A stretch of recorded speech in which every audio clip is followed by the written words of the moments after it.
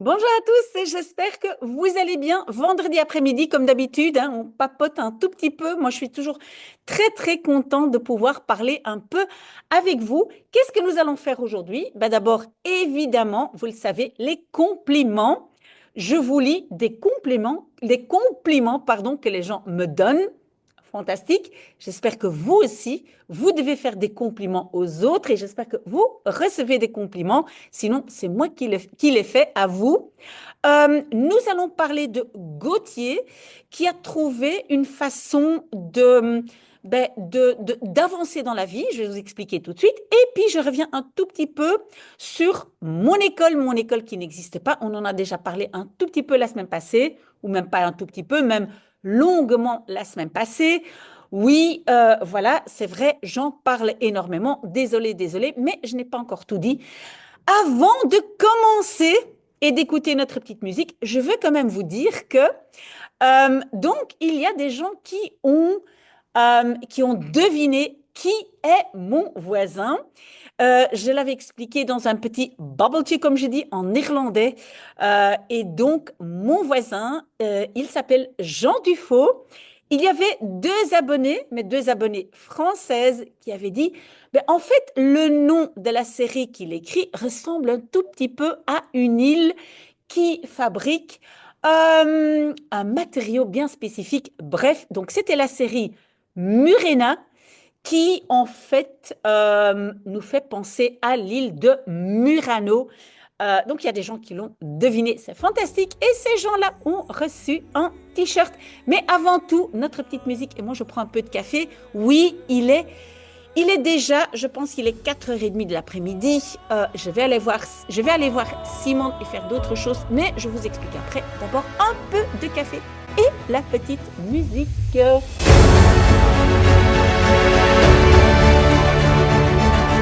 Voilà, ma belle petite tasse de café du Portugal. Alors, un premier commentaire que j'aimerais vous lire, c'est Fatih 3543 qui l'a écrit. Et il écrit: Bonjour madame, un grand merci pour votre effort.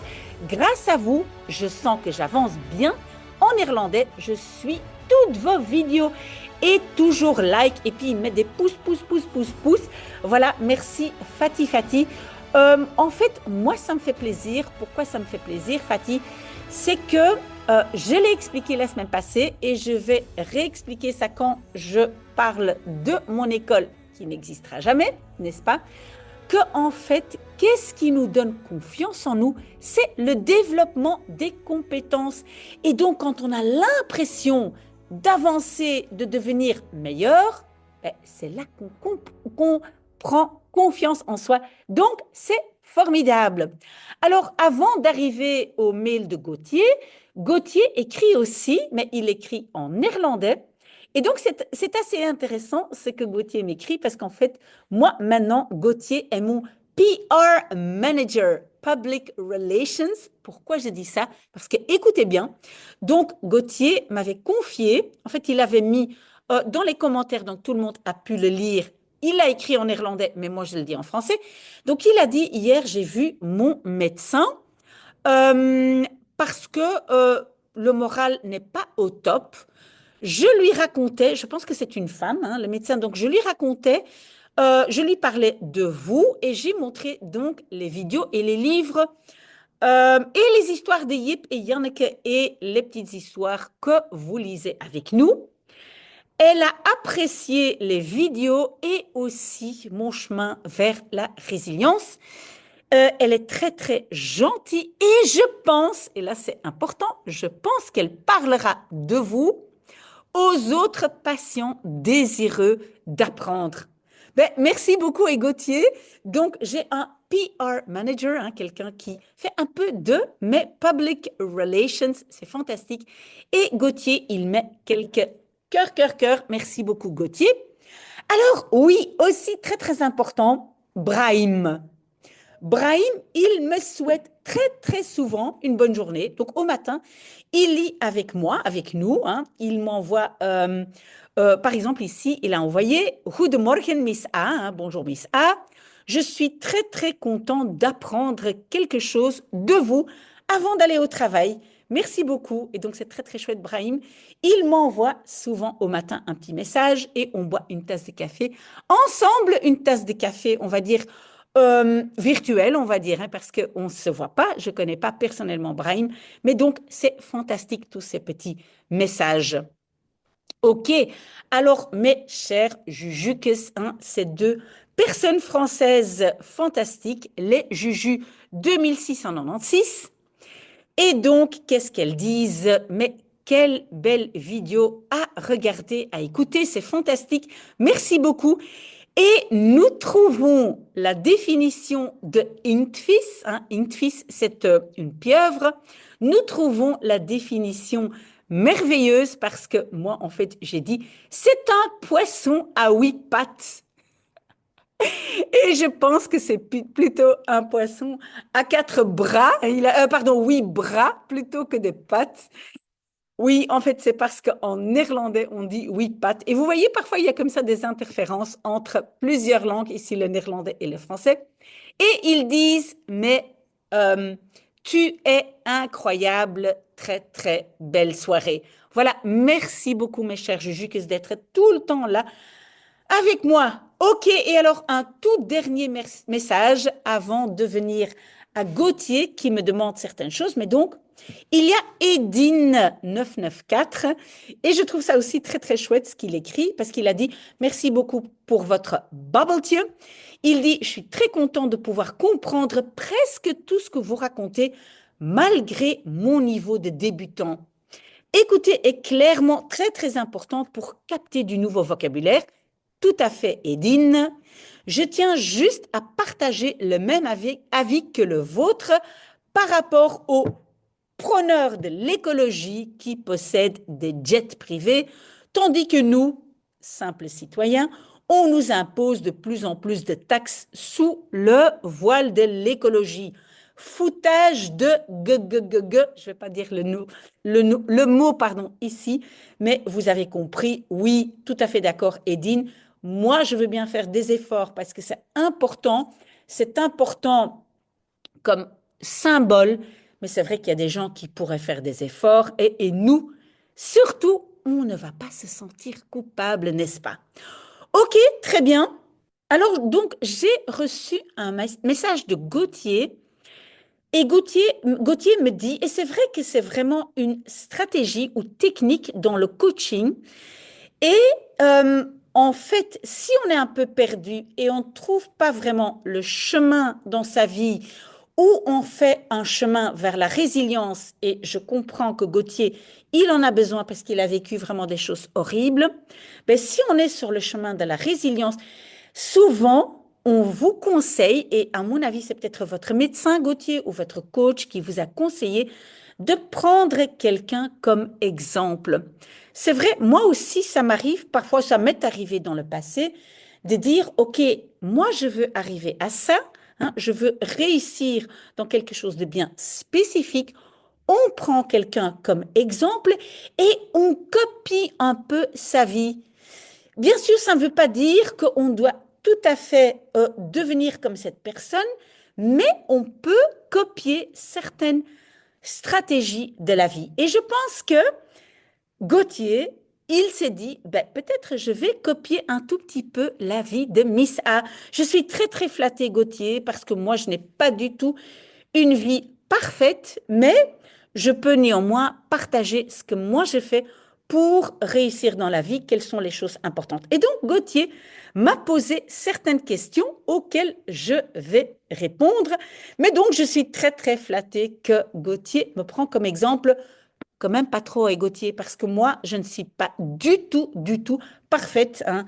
Je pense que tout le monde le sait, mais je peux quand même parler un tout petit peu de la façon dont moi, j'avance dans la vie.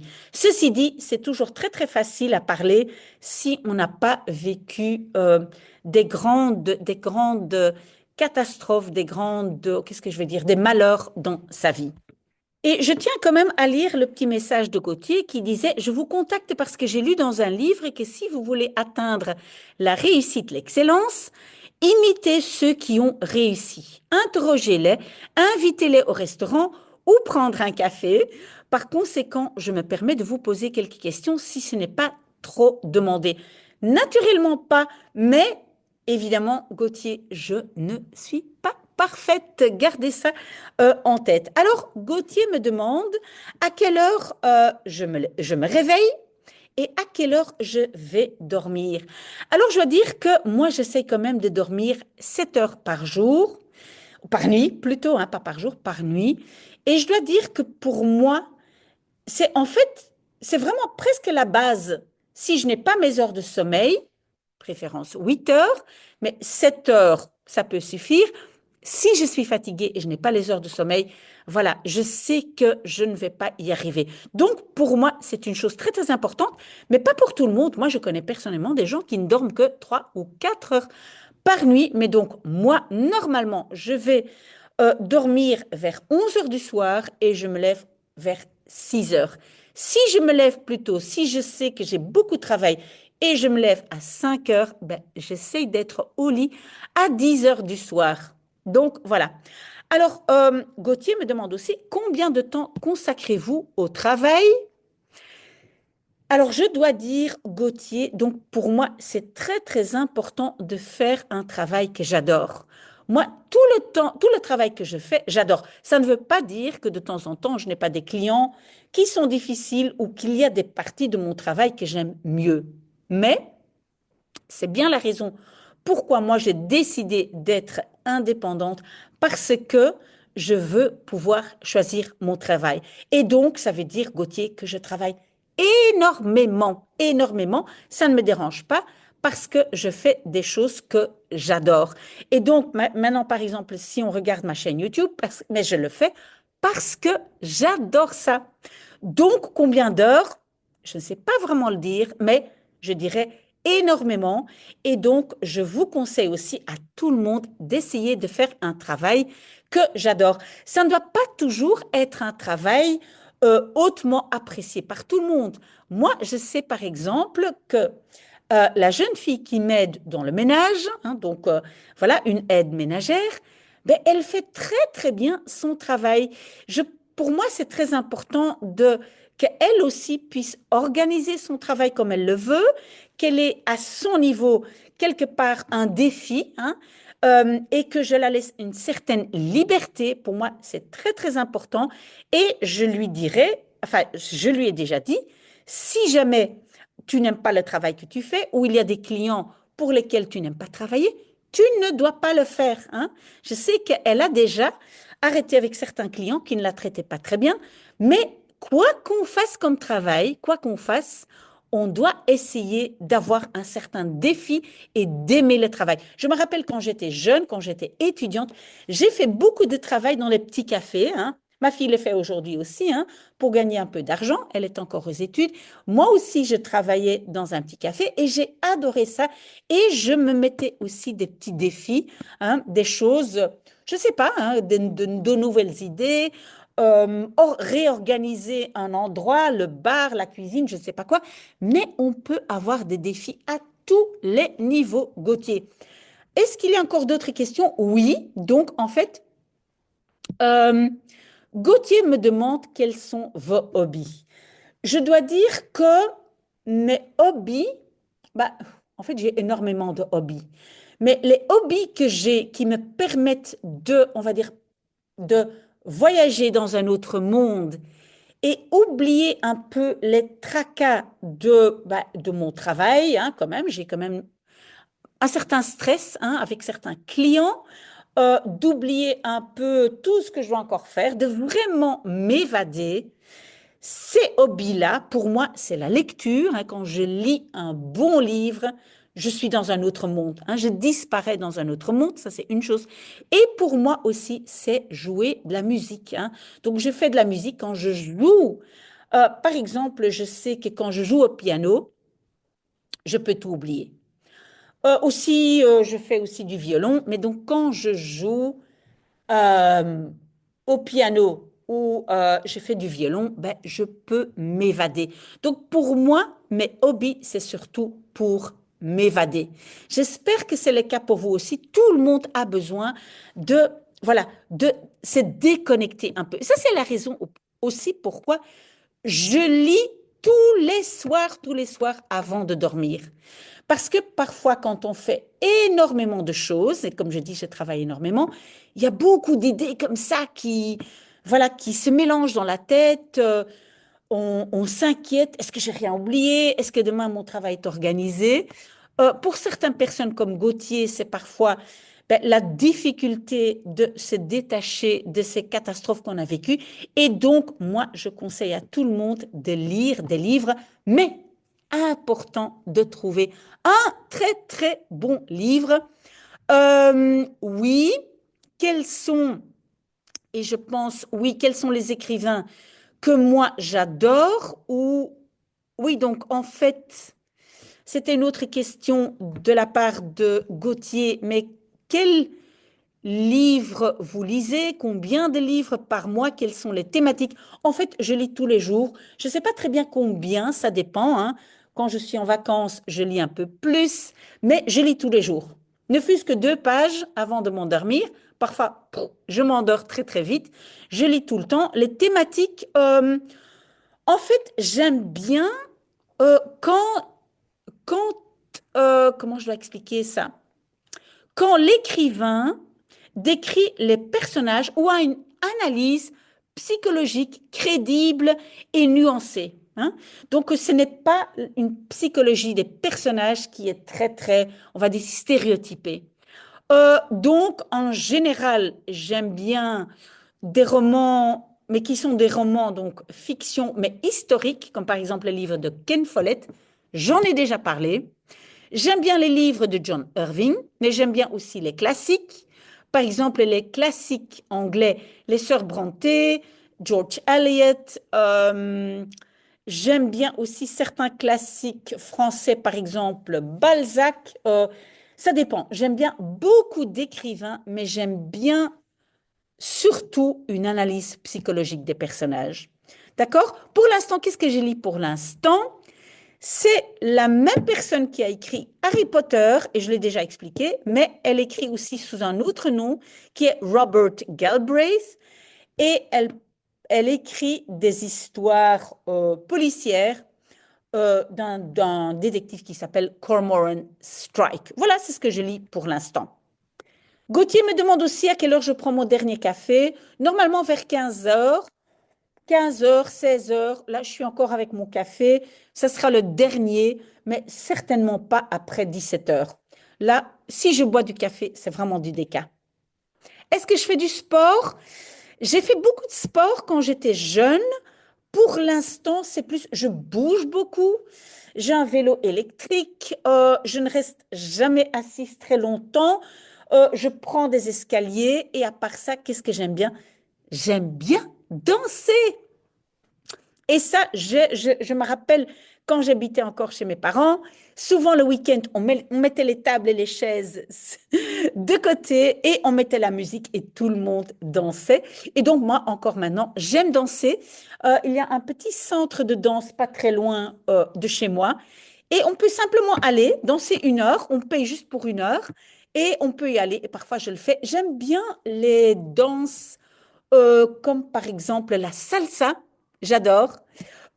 Et donc, qu'est-ce que je fais encore? Parfois, je fais du squash avec mes enfants, mais je ne fais plus aujourd'hui un sport d'équipe parce que je ne sais pas toujours à quel moment j'aurai le temps. Donc, oui, j'aime bien bouger, j'aime bien faire du sport, je devrais en faire plus régulièrement.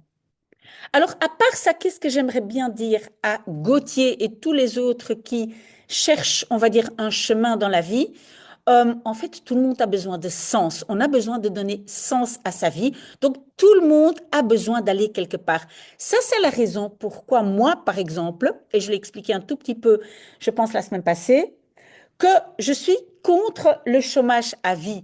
Pas parce que les gens ne peuvent pas profiter du chômage, mais je pense que tout le monde a besoin de donner sens à sa vie.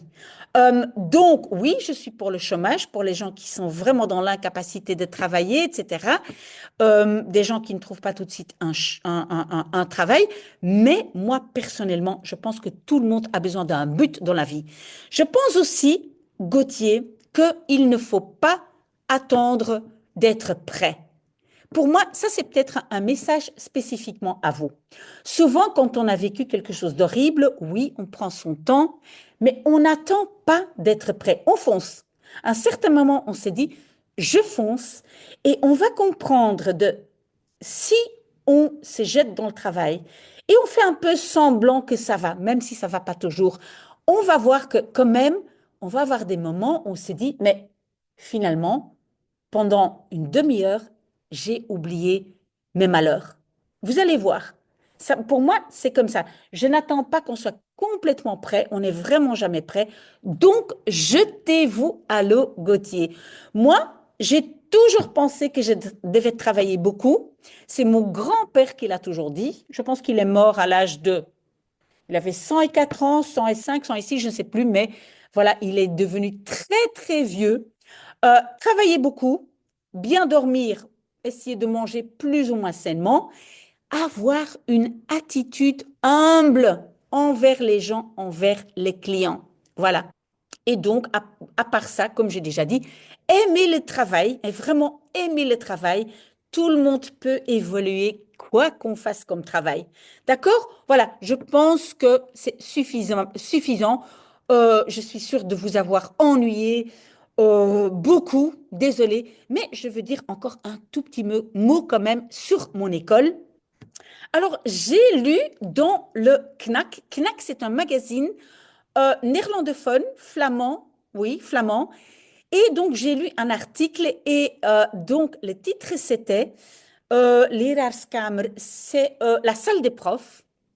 Salle des profs, double point. Aujourd'hui, il y a des gens qui se trouvent devant une classe qui ne savent pas écrire sans faute.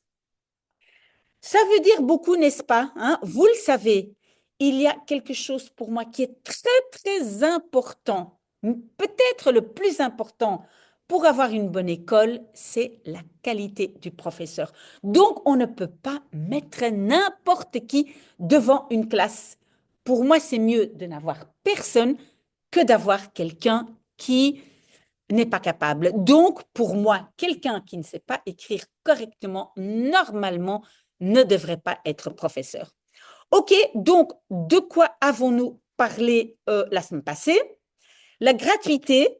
Et pour quand même avoir un peu de revenus, vous le savez, moi, je veux un cafétéria dans mon école où il y a d'autres gens qui viennent manger et qu'on puisse avoir quand même un tout petit peu d'argent pour pouvoir voyager, pour aller au musée, etc.